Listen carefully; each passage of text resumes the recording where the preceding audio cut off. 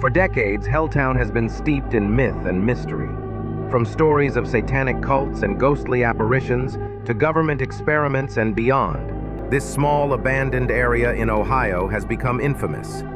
But what is it about Helltown that has given rise to so many legends?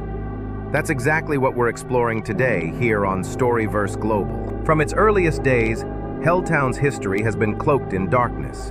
Originally settled by Native American tribes in 1758, it became the site of a brutal massacre in 1782, triggered by intertribal conflicts and alliances with colonial forces.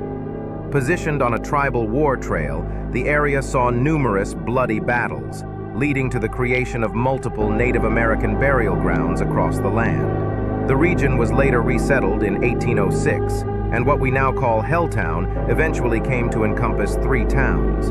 These violent and tragic origins seem to have laid the foundation for the eerie stories that persist to this day. We'll now dive into the various legends tied to Helltown. Distinguishing fact from fiction is no easy task, and timelines are often unclear.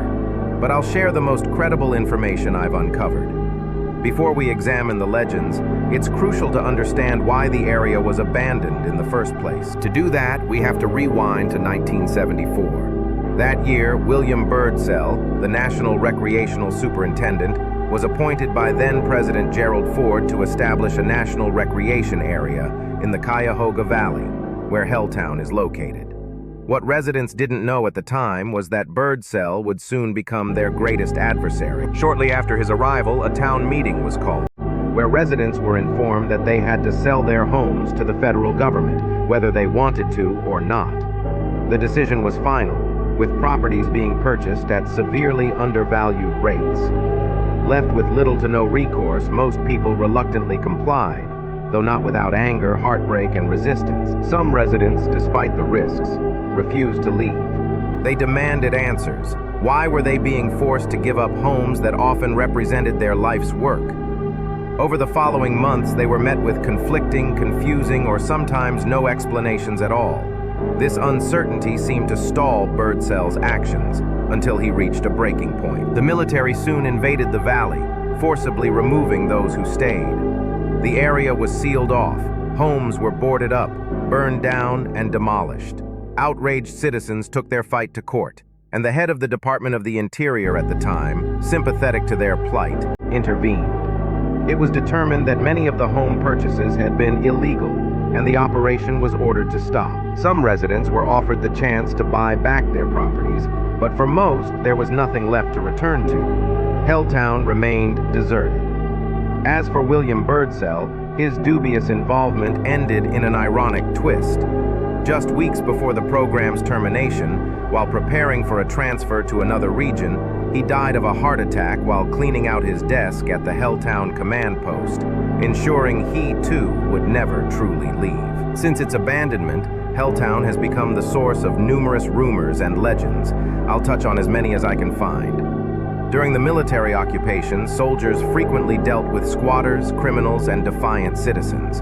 There are claims that during this time they encountered serial killers, cult members, and even mutated creatures.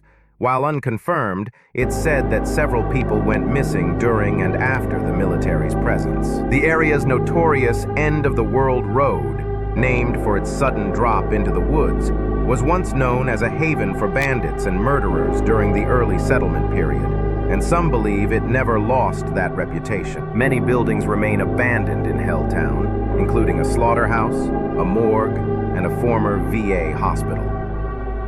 As for the cult stories, numerous accounts describe dark-robed figures chanting in the woods at night, particularly near an old church.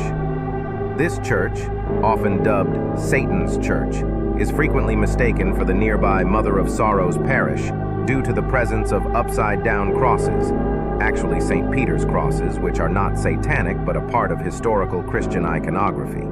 The real Mother of Sorrows parish is still an active church today, located nearby. Still, groups who have ventured into Helltown at night have reported eerie chanting and sightings of cult-like rituals occurring inside the abandoned church's brick walls.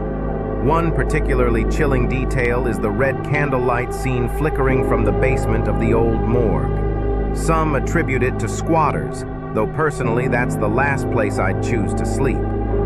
Interestingly, witnesses claim the candles extinguished themselves when stared at, only adding to the mystery. When it comes to mutated creatures, many conspiracy theories suggest the government's intentions weren't simply to turn the valley into a recreational area.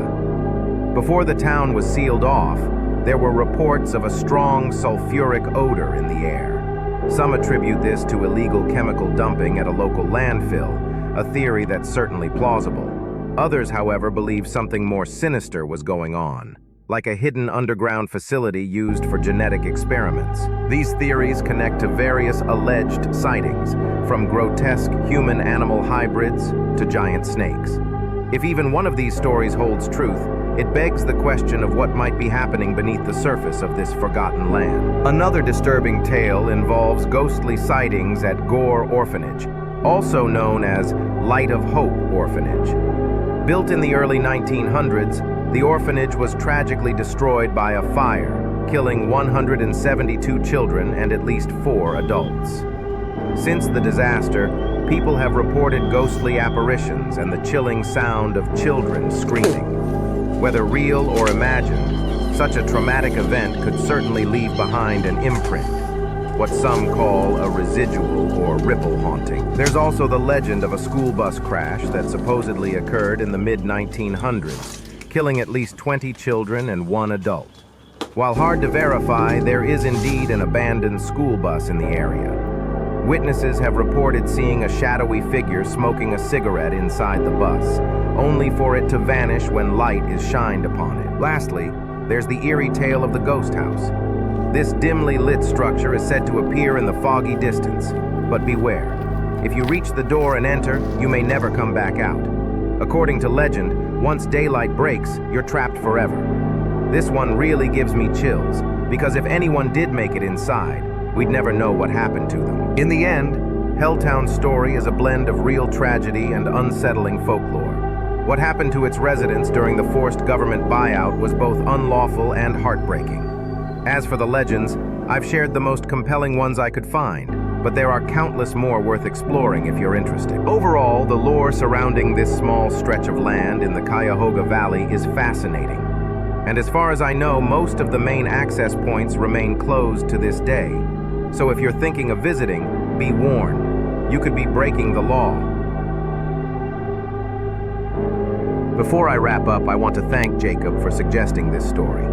I had never heard of Helltown before, and really enjoyed researching and creating this episode. To the rest of you, thank you so much for your continued support. I've been working non-stop lately, so upload times may be a bit slower than usual, but I really appreciate you sticking with me. Don't forget to like, share, and subscribe. This has been Cody with Storyverse Global. Remember to question everything, and I'll see you next time.